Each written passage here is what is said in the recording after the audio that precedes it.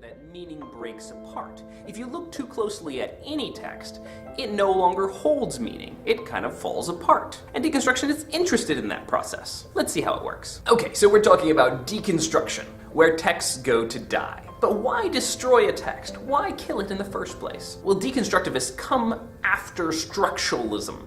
There was a big movement to focus on the structure of the text, the way the structure provides meaning. You might find some of that in perhaps like the hero's journey and things like that. But deconstruction is interested in the fact that although we perceive meaning in a text, we look closely and we say, there's meaning, sometimes if you look too closely, the meaning no longer really holds up. The deconstructivists believe that language is actually uncentered. In other words, I cannot perfectly communicate what I have to say to you using language. So no matter how much I try, I'm going to fail.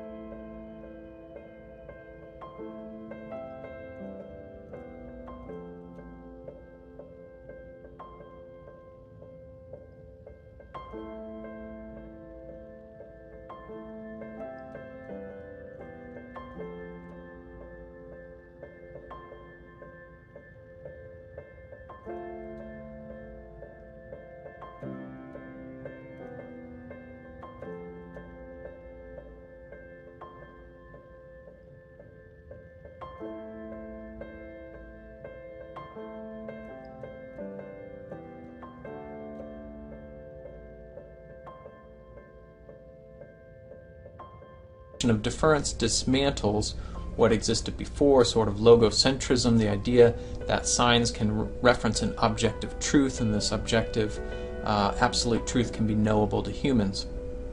But instead, deconstruction emphasizes the fragility of these binary constructions.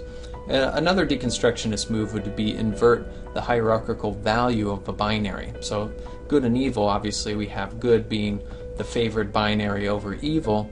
But what the deconstructionists would do is show that either, you can't really have any good if there's not evil, right? It's sort of a package deal. There is no such thing as good unless there's evil.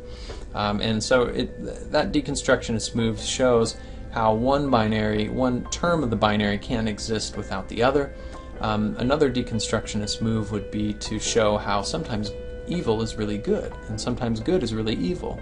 And so these are more fluid categories. It's not this distinct difference between the two, this sort of gulf between them where good is over here and evil's over here, but sometimes there's evil and good, and sometimes there's good and evil.